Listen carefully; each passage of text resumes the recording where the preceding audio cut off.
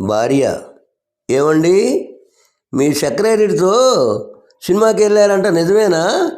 భర్త: నిజమే బంగారం, అది భార్యతో చూడాల్సిన సినిమా కాదంట, అందుకే తనను తీసుకెళ్ళాను.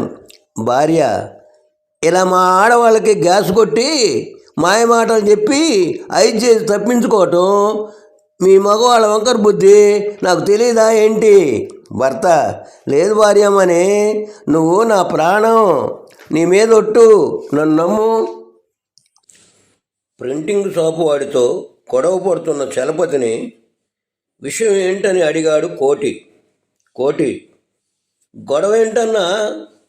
చలపతి: ఏం చేయమంటావు కోటి, కొత్తగా హోటలు ప్రారంభిద్దామని ఇదిగో ఈ షాపు వాడి వద్ద పాంపులెట్స్ ప్రింట్ చేయించి అందరికి ఇచ్చాను. తీరా హోటల్ తెరిచే రోజు కనీసం ఒక్క కస్టమర్ కూడా రాలేదు. కోటి: అవునా, ఏమైందంట?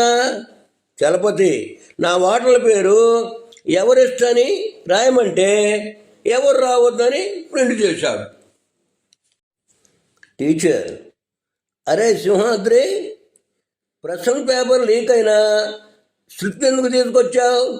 సింహాద్రి: లీక్ అయిన ప్రశ్నపత్రంలో వాటికి ఒక్క జవాబు కూడా నాకు రాదు, అందుకని వాటికి బదులు కరెక్ట్గా స్లిప్పుల్లో జవాబులు రాసి మన స్కూల్కి పేరు నిలబెట్టాలి కదా, అందుకే ఇలా చేశాను టీచర్.